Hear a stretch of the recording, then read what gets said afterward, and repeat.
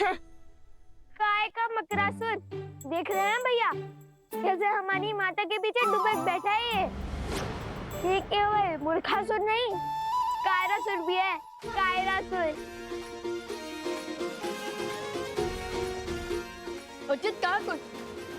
अरे इससे साहसी तो वो बैल था, इतनी श्रद्धा से लड़ा वो हमसे। अरे उसको पकड़ना तो कितना कठिन हो चुका था। भैया आप उस बैल को छोड़िए, मुझे तो उससे ज्यादा वीर वो गधे लगते हैं जिन्हें हमें वन में तोड़े थे। मूर्ख बालकों, मुझ जैसे शूरवीर को एक निर्जीव मटके से तोड़ रहे हो। नहीं छोड़ूंगा, नहीं छोड़ूंगा तुम्हें। सुना है कि जल में इसकी शक्ति चरम पर होती है। जल में ऐसी वीरता है तो जल के बाहर कैसी वीरता होगी? अहंकारी अबोध बालकों, अब एक शब्द और कहा तो प्राण ले लूंगा तुम्हारे। अरे मकरासुर की वीरता तुम क्या जानो? क्रोध संसार से पहले खुद को ले लेता है मकरासुर। बाण चलाइए भैया। अरे किंतु इस दिव्यास्त्र का दिव्य मंत्र तो हमें उन्होंने बताया ही नहीं। हे नारायण, मैंने उन बालकों को दिव्यास्त्र तो दिया, किंतु उसका महामंत्र तो दिया ही नहीं। ये कैसा अनर्थ हो गया मुझसे। यदि वो बालक नहीं लौटे तो मैं स्वयं को कभी क्षमा नहीं कर पाऊंगा। उन्हें लौटना ही होगा, उन्हें लौटना ही होगा। भैया मैंने कहा था ना वो वृद्ध है, अवश्य ही भूल गए होंगे। तो फिर बाण चलाने का सांगी कर दीजिए, तब तक कोई युक्ति निकाल लेंगे। अस्त्र है और मंत्र नहीं, क्या बात है। लो चलाओ बाण।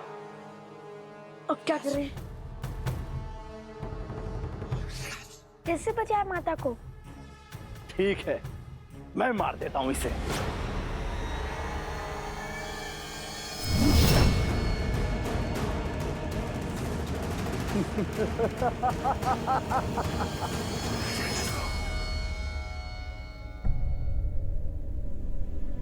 वृक्ष पे बस हरा पत्ता बचा है। लगता है लवकुश मकरासुर से पार नहीं पा सकते। मैं स्वयं जल में जाके उनकी सहायता करता हूँ।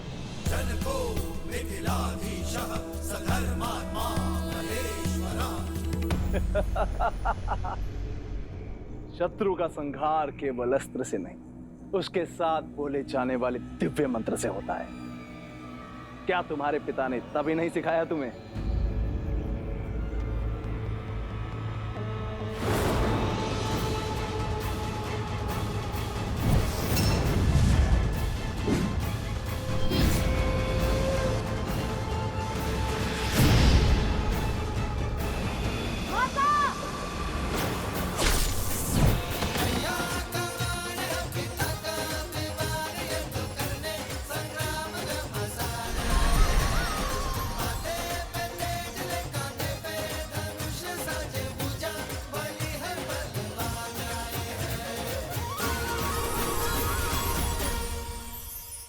हे माता, मेरा तप समाप्त हुआ, आशीर्वाद दीजिए।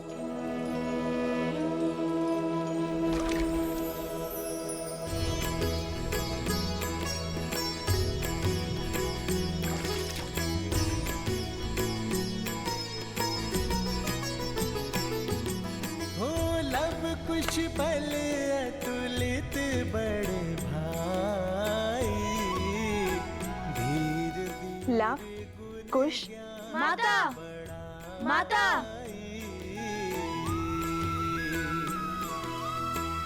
मातु पिता सेवक सदा सुभाए,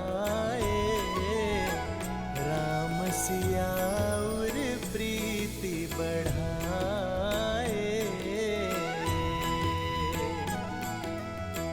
पिता बिनु नित राम ही ध्यावे, मातु सिया पर छत्र फरावे।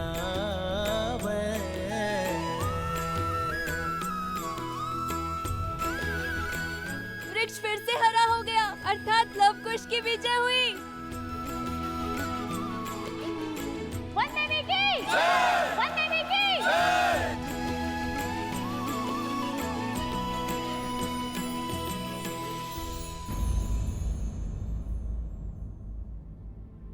अब तुम दोनों बताओगे कि जब मैं तप में थी तब क्या क्या हुआ? अरे माता वो भैया, कथा सुनाने में मैं दक्ष हूँ। यस सर, मुझे दीजिए भैया। ठीक है, सुनाओ सुनाओ। वैसे भी मैं तो थकान से चूर चूर हो चुका हूँ। तो हुआ ये माता, आपके ध्यान में जाते ही आकाशमात भयंकर संकट आ पड़ा। और वैसे भी आपके पुत्र तो भगवान वाल्मीकि के शिष्य हैं, वो थोड़ी ना संकट से घबराते हैं।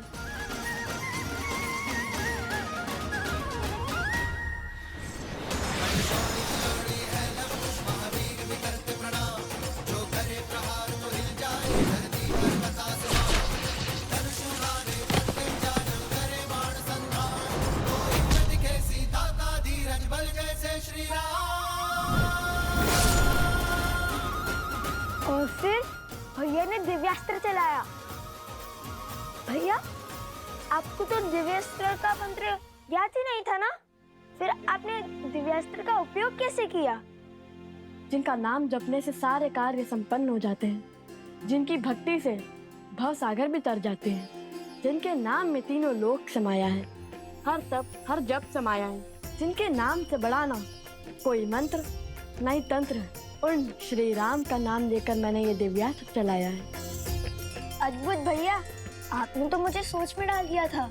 सुना माता, ऐसे रक्षा की भैया ने आपकी। मैंने नहीं, हम दोनों ने बचाया है आपको। बातों बातों में तो मैं आपको वृद्ध के बारे में बताना ही भूल गया, जिसने हमें वो दिव्यास्त्र दिया, मकरासुर का वध करने में सहायता की, जिनके मार्गदर्शन के बिना उन मकरासुर की त्वचा को भेदना असंभव था। किसकी बात कर रहे हो तुम दोनों? मिथिला नरेश महाराज जनक।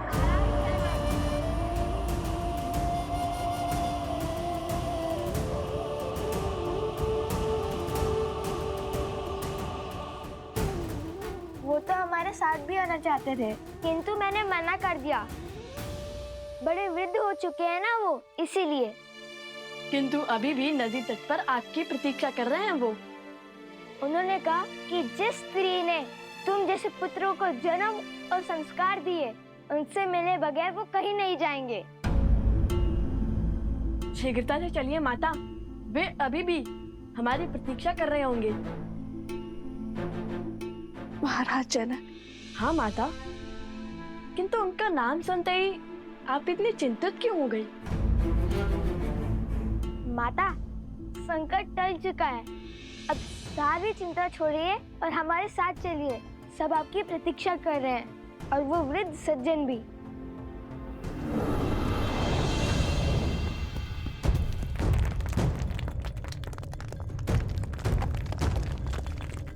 ये क्या हो रहा है? लगता है संकट के बादल अभी नहीं छटे हैं। नहीं पुत्र, ये तो धर्म की जीत का नाद है। पाप के अंत के साथ पाप की सत्ता का भी तो अंत होना चाहिए ना। किंतु माता फल्गु हमें निकलने तो देती। लव, कुश, तुम दोनों किस ओर से आए थे? चलो।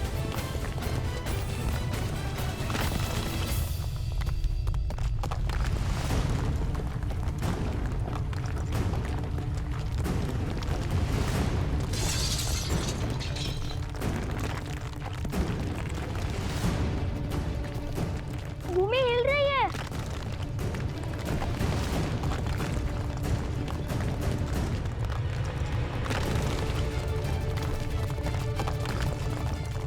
मारे गए।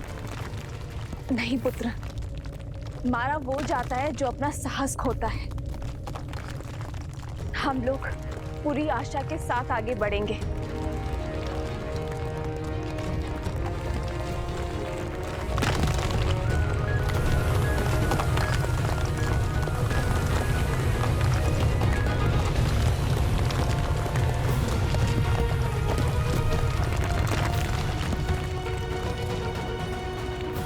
कहाँ रह गए ये लोग? अब तक तो उन्हें आ जाना चाहिए था। मेरा मन तो बहुत घबरा रहा है। धर्म की रक्षा करने वालों को अधर्म कभी भी हरा नहीं सकता। वो आते ही होंगे। लव कुश, मेरा हाथ थामो। हाथ तो आप मेरा थामिए माता।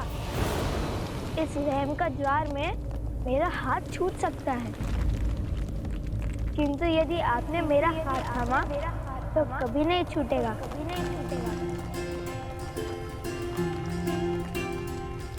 माता, आप कुछ का हाथ थामिए और मैं आपका हाथ पकड़ता हूँ।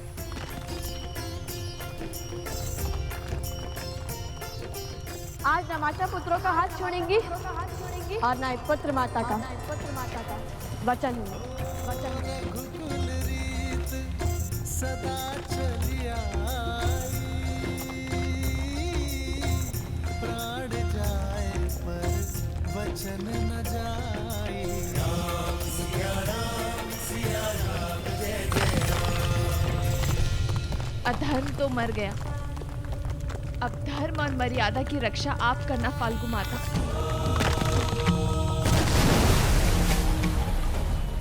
वन देवी, लव, कुश, कहाँ हो सब? लव, कुश,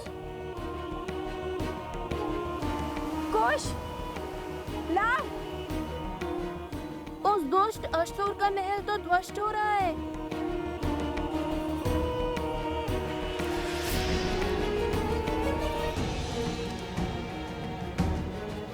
कहीं लव कुश और वंदेवी को कुछ नहीं होगा उन्हें। लौटेंगे, अवश्य लौटेंगे और सुरक्षित लौटेंगे।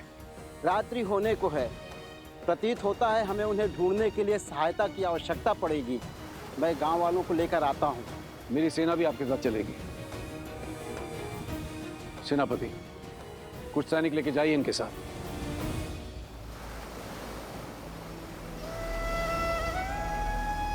हे नारायण, रक्षा कर।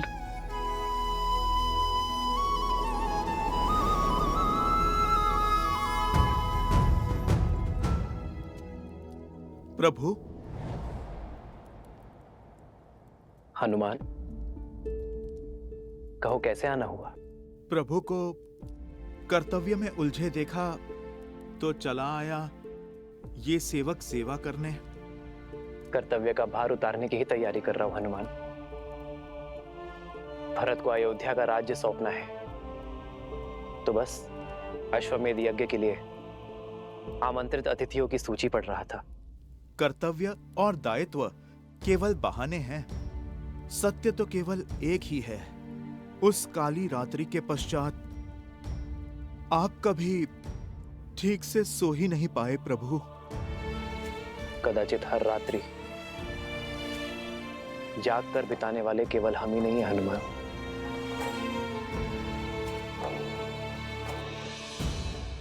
महाराज जनक,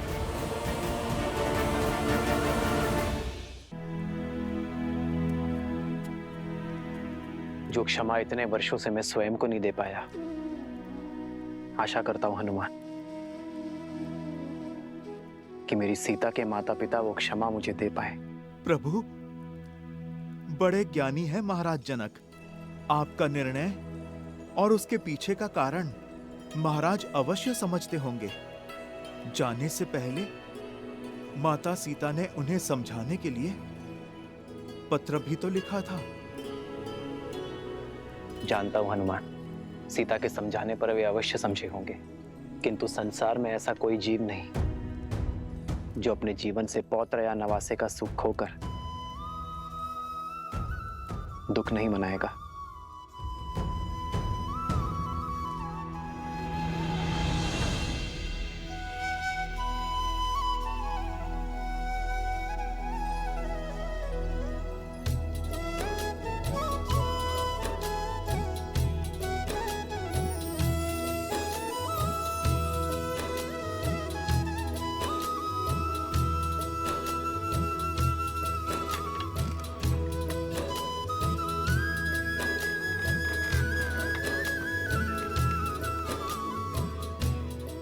आनंद आ गया। क्या यात्रा थी। लगा मानो देवी फल्गु ने गोद में उठाकर प्रेम भरा झूला झुलाया हो। धर्म के पथ पर कठिनाइयों की धूप के साथ साथ सुकर्मों की शीतल छांव भी आती है पुत्रों। माता शीघ्र चलिए, महाराज जनक आपकी प्रतीक्षा कर रहे हैं। तो क्या हुआ, भक्त को भगवान की प्रतीक्षा करनी ही पड़ती है। वन देवी है, इतनी सरलता से थोड़ी ही ना जाएंगी कि माता। चले माता। नहीं,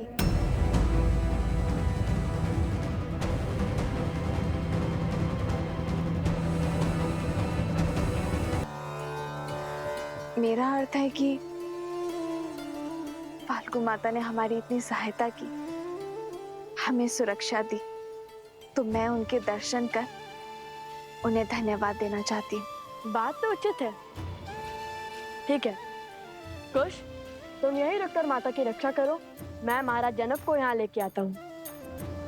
उसकी कोई आवश्यकता नहीं है लव। किसकी आवश्यकता नहीं है? महाराज को लाने की। तुम्हारे यहाँ रुकने की। तुम दोनों जाओ। और वैसे भी अब तो यहाँ किसी असुर का भी भय नहीं है। मैं एकांत में पूजा करना चाहती हूँ। जैसी आपकी आज्ञा। रुको, मिथिला के महाराज से इस दशा में मिलोगे? तनिक अपने केश तो संभाल लो।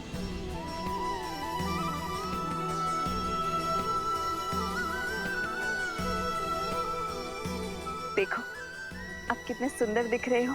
और हाँ, याद रहे महाराज जनक मेरे पिता के समान है, तो उनके आदर में कोई कमी नहीं रहनी चाहिए। समझे तुम दोनों? समझे लो भैया, पूरे सम्मान से बात करना। ये लव के लिए नहीं, ये उपदेश तुम्हारे लिए था नटखट। समझ गया।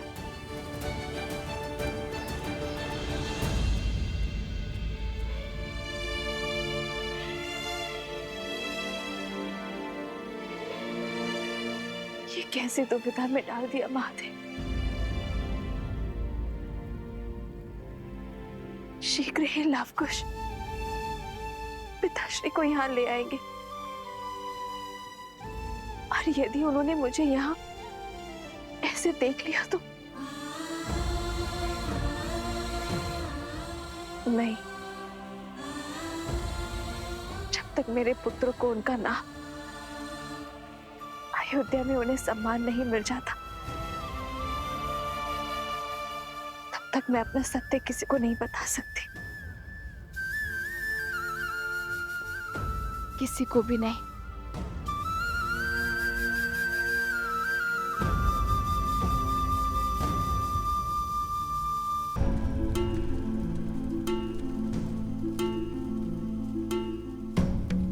वन देवी और उनके पुत्रों ने हमें उस दुष्ट मकरासुर के आतंक से मुक्त किया है। हमें उनकी विजय ने दूसरा जीवन दान दिया है। हमें भी थोड़ी सहायता करने का अवसर प्रदान कीजिए महाराज। धर्म का मार्ग तो सबके लिए खुला है। सेनापति जी, हमारी सेना की एक टुकड़ी को कहिए जो इस क्षेत्र में चारों ओर फैल जाए।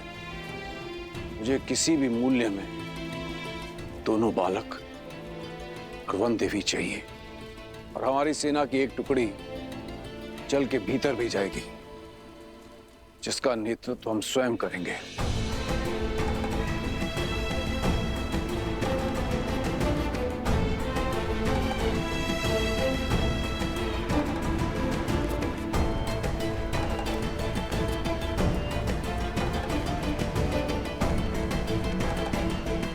ऋषिवर, मेरा अंतर्मन कहता है कि वो जहां भी होंगे सकुशल होंगे।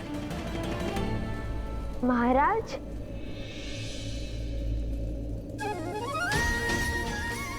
महाराज, हम भी कुशल हैं और हमारी माता भी।